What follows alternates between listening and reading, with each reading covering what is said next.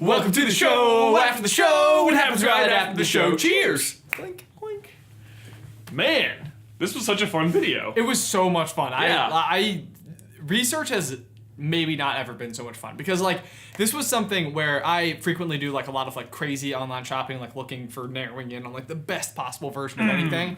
And so researching this was almost the same way. You could go through... You have to combine your two skills. Exactly. Yeah. You could go through eBay listings and in the descriptions, all of the descriptions were giving you mountains of information, which was really cool, where people would be like, this is in fact a first edition, third print, not the Canadian, not the blah, blah, blah, they know all the things to look for. They know all the things to look for. So, and I was so fascinated, even all of the listings would show, they would have pictures of page 53, which to me was that's cool. You need to have that. Right. It's because you need to show that you want. Now, there's something we didn't mention in the video. There is a third party publisher thing. What was the story there? Scott Owen or something. There's some name with it. But so shortly after the Harry Potter books were really starting to gain actual popularity, there was a third party book club type thing where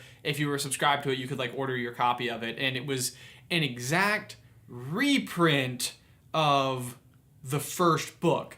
But this is long after there had already been many prints happening of 30 prints down the line. Right, yeah. You're already really deep, so there's already lots of people have already read the Philosopher's Stone. Right. But so there exists an exact replica of it, which has the numbers. And everything. Yeah. So but there's tons of them. So there's a lot of people who try to to con pass you. those off. And they'll even say the exclusive, I can't even think of the guy's name now. The exclusive blank blank edition, and some people will claim that that's a rare one, and it's not. It's not. So you want to make sure it's published by Bloomsbury. Yeah, absolutely. So if you see this guy's name in there, then that's no good. No. That's a no. And that was actually, it so reminded me of Harry asking Dumbledore about his wand and how it was able to produce the golden flames, and Dumbledore is no, it's just like any other wand, though a good one, I'm sure. And it's that's exactly how I feel about these books, where it's is it worth anything? It's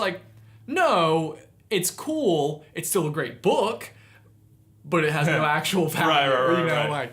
So, I don't know, I thought that was interesting. Man, it got me super excited about the idea of collecting rare Harry Potter books, though. Oh, yeah, oh my gosh. Yeah. I had.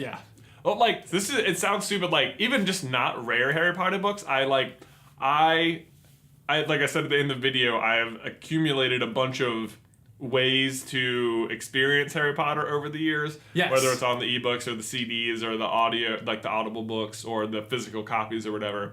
And, I want to just own versions of the books. We went to the Bloomsbury one day, and it's you can own the adult covers, or you can own the London covers, or you can own the, I was I want all of these. I want all of them. You could have a huge bookshelf at your house with tons of books on it, and all of them are the Harry same Potter. 7 books. Yeah, that's what I want. It sounds so stupid, cool. but that's what I want. No, I'm right there with you. I think it's absolutely fascinating. I was telling Beth about this one day. She was I'm not as interested in that. I was no, too bad. You gotta overrule that. It's genuine passion here. Yeah. For her too. I couldn't believe she wasn't more on board. No, completely. That surprises me. No, this was super cool because I remember my best friend growing up, the guy who gave me my copy of Sorcerer's Stone, back in 1998. It was I'd be willing to bet our first copy of Sorcerer's Stone is a pretty dang early print of it, because it was interested to go back and look. It would be interesting to go. Let's go find it. Yeah.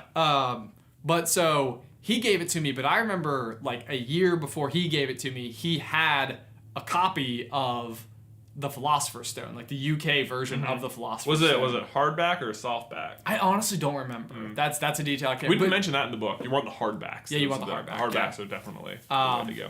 But so I actually reached out to this friend. I found him on Facebook, and I was hey, do you still have that copy of Philosopher's Stone? And he's I'll have to look around for it. Also, nice talking to you for the first time in 15 years. Yeah.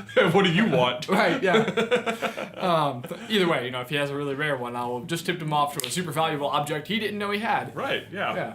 Who knew? No, it was super interesting. I feel the fun game, because everybody owns the book, I'm sure our viewers do at least. Yeah. I'd be willing to bet everybody goes out, pulls out their copy, and checks to see what that number Especially is. if they live in like London area or right, Britain. and they've got the Philosopher's Stone. You've got the Philosopher's Stone. Yeah. I mean, if you have a first print, first edition Sorcerer's Stone, that's still worth something. Still worth something, absolutely. Yeah, for sure. Dude, how much has your opinion changed about calling it the Philosopher's Stone? Because mine is like... I'm like, no, it's the Philosopher's Stone. That's what it is. Yeah, that's what it is. We're doing it wrong. I'm sorry. It feels cheap when you call it the Sorcerer's Stone now. It does. We're like, yeah. It's a super weird one. I think even this video just like even pushed it that much further. Yeah, like, because it's like, the rare one is the Philosopher's Stone one. Right. So it's like, that makes it so much more, I don't know. It's such a weird thing. Why do they do that? I don't know. Why do they do what? Like, why did they change the name?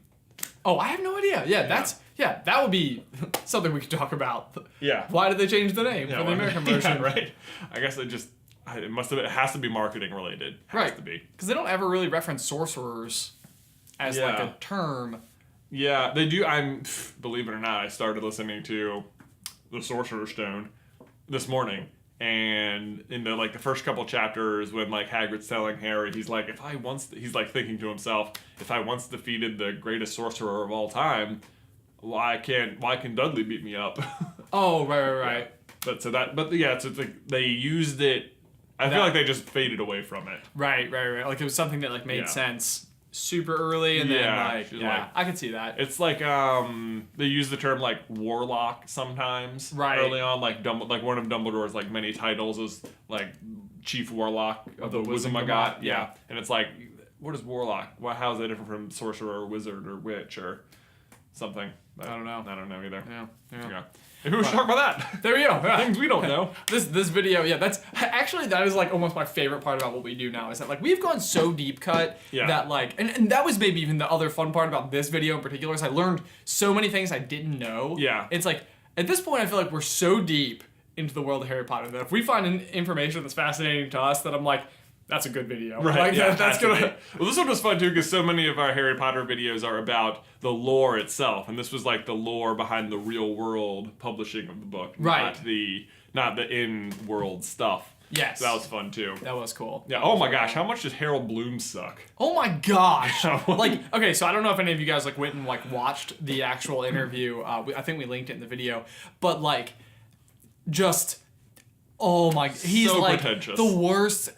It's such a bad thinking. Like, I don't even understand it. It's like, from my perspective, and I feel like this was my own personal experience, Harry Potter for me was like my gateway to reading books. Mm-hmm. So it's like, sure, don't like the books, but like, you can't argue what they did for books. Reading. Yeah, for the idea of reading. Yeah, it's weird. It's like he came from a pre-internet kind of world where I bet he was very much like the Siskel and Ebert of books, where like, if you wanted a review, you only had so many people, and it was printed in the New York Times, and that's who you read, and he had like supreme authority. And then nowadays, if you like internet, review of this, boom, right, bazillion opinions, and yeah, it's so much harder to be like the standout. But that's the thing. Like, if you go through, and so when I first heard about this thing, I was like, okay, it's just a critic being a critic, blah blah blah, whatever. But like, if you start to read up on him, like, the guy is an authority. Like, he is somebody who's like, I think opinion would generally be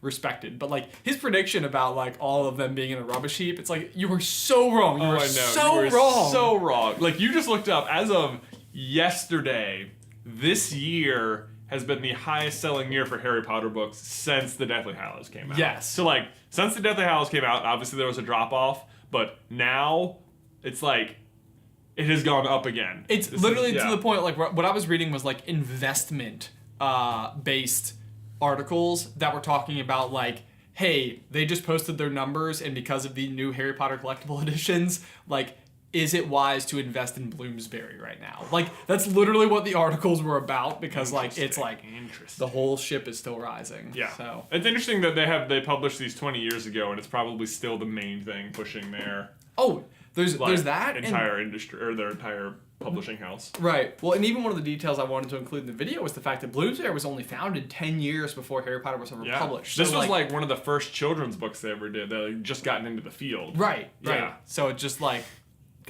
So Man, so cool. Yeah. All right. We've talked like. I think. There. Yeah. Let's I hope you guys enjoyed it. Until next time. Bye. Bye.